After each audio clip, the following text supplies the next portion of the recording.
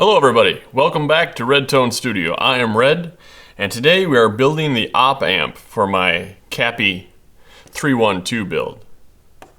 This is the CA0252. I don't know if that's how you say it, 2520. Anyways, it's a 2520 OpAmp. I've got the pieces here laid out already on my table.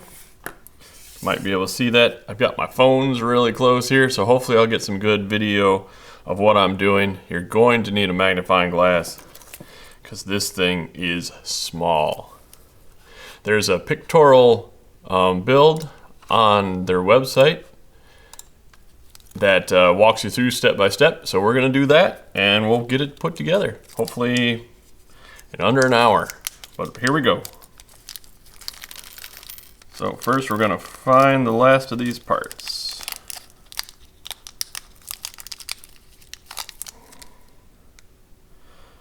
So here we have the blank PCB. These are nice thick PCBs. I like them so far. I've got a little clamp here that may or may not help me. Give it a try. I don't like the look of that. Let's use this clamp here.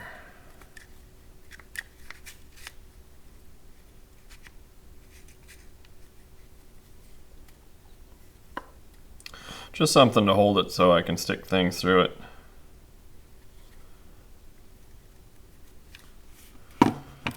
There we go. All right, move these pins out of the way for later. So, going through. First, we are going to start with this. It says start with the things that are closest to the PCB. So that would be the capacitors. Let's open up the BOM as well. Alright, so we're going to start with the capacitors. And these will be these little brown things. And you're definitely going to need a magnifying glass to be able to read them. So that is a 102. So that is the 1000 PF. And that goes in C1. There it is. These are non-directional, so they can go in any direction. Then C2 gets a 47, so there's 3 47s. And then finally, C5 gets the 4.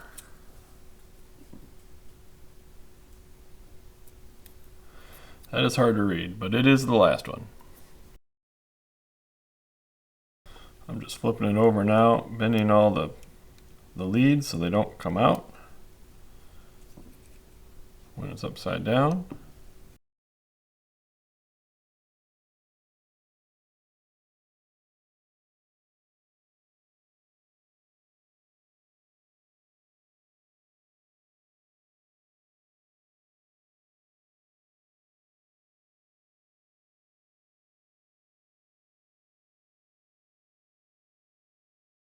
All right, capacitor is done. Now, we've got to find the diodes, which are all of these. They got a black band that goes to the negative side. Don't know which camera is going to show these better, but they've got a negative black band. And these need to be folded over on themselves. They're all the same. So this should be easy enough. Fold them over. I'm going to take my Allen wrench here on the black band side. Just going to fold it on over.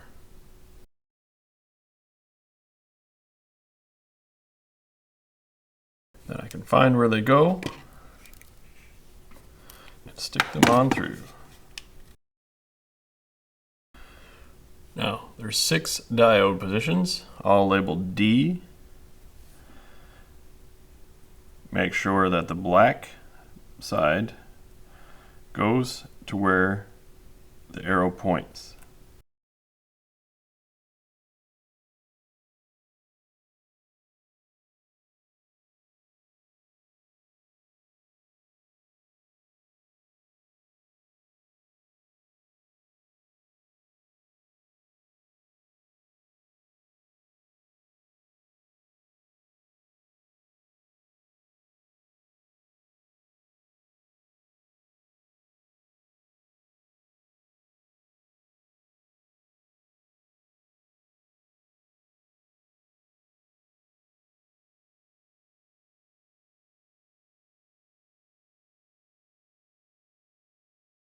Now we need to do all the resistors.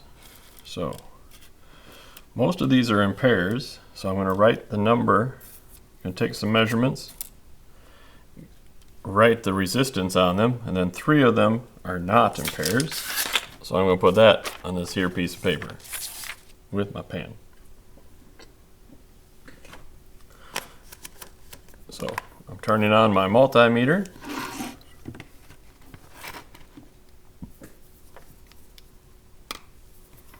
I'm going to take some measurements of each one of these.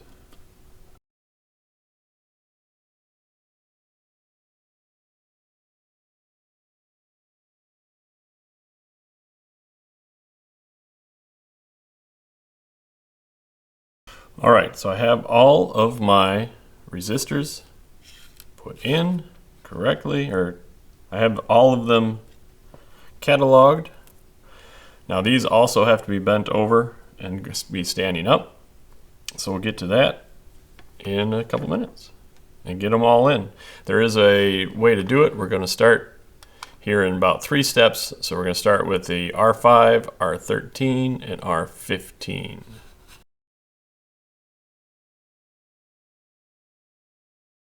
These are non-directional, so they can go in any way you want. Drop it on in. All right. Then R13.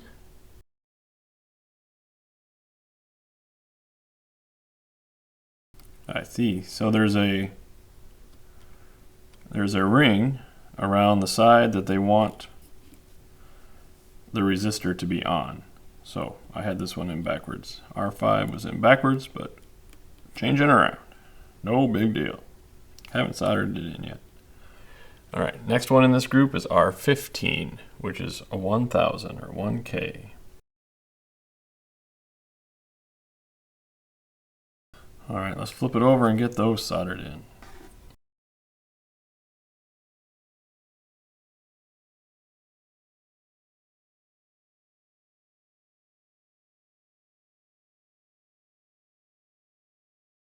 All right, let's do the next set of resistors. R4 is a 470.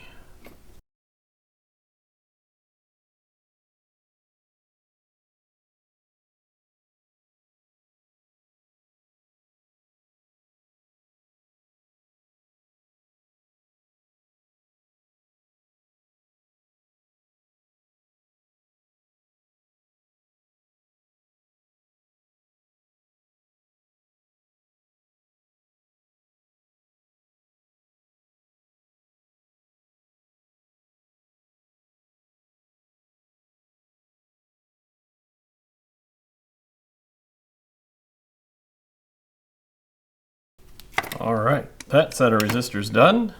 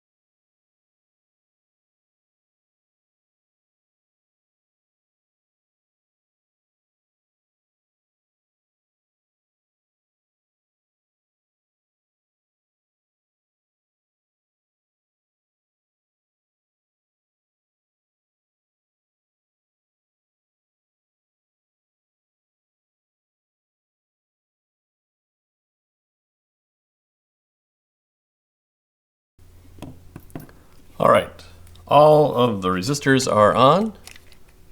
So we'll move on to the next step. All right, just a few more steps. Now we are going to be putting in these little output transistors.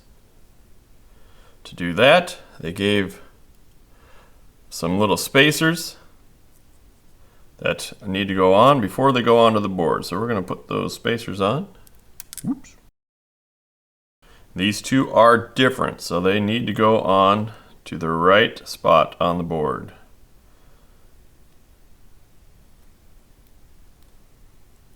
Boop. Just like that. So now, can we read them? BC14116. BC14116 goes on this side.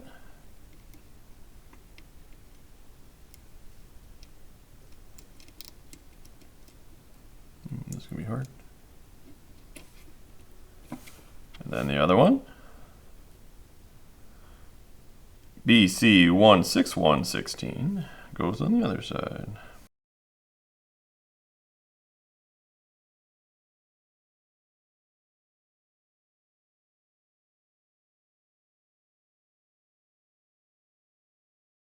There we go, easy enough. Now in the last section, we are going to put in the transistors. We're going to put in Q4, 5, and 9 first. So we got to read what size they are. 5087s, so that's 4. We're looking for Qs. So Q4 for this first one.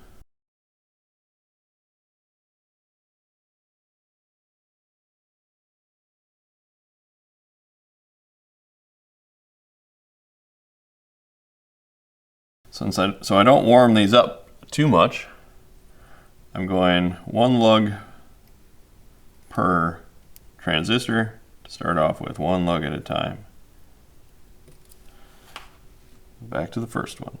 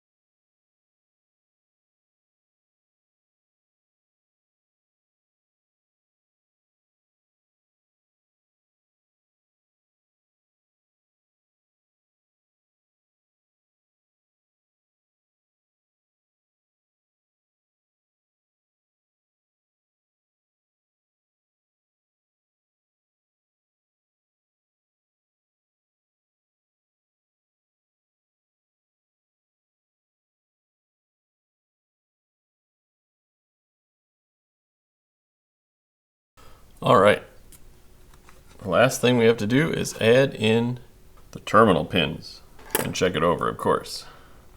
These terminal pins come from the bottom side. They go in the 5 spots, and you can solder these from the bottom as well.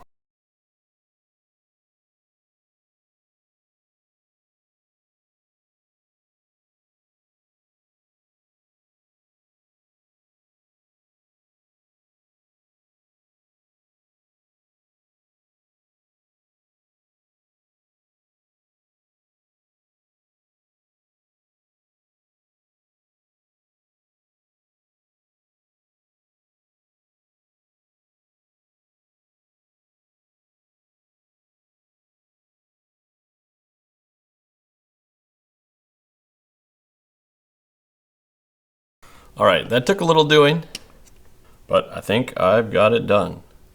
How's it look? Pretty tight on that board. Got the 5 pins on the bottom. So now those 5 pins should plug right in here. There we go. OpAmp installed. All right, I've got her done. Didn't take too long. Turned out all right. I've got a couple spots that I'm a little unsure of, but we'll give her a test and we'll see how it turns out. It installs here in my 312 that I built from CAPI as well. You can come up here and watch the video. I think over there, if you like. It installs here on this square area. Takes a little fiddling.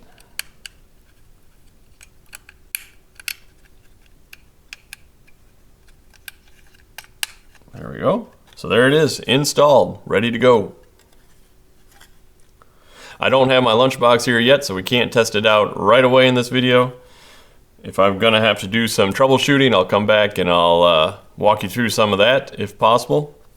If not, make sure you go watch a video where I built this 500 series 312 from CAPI as well, and we'll see how that goes. So we'll run it through some tests there in that video. Otherwise, make sure you hit the like and subscribe down below, and we'll see you in the next one.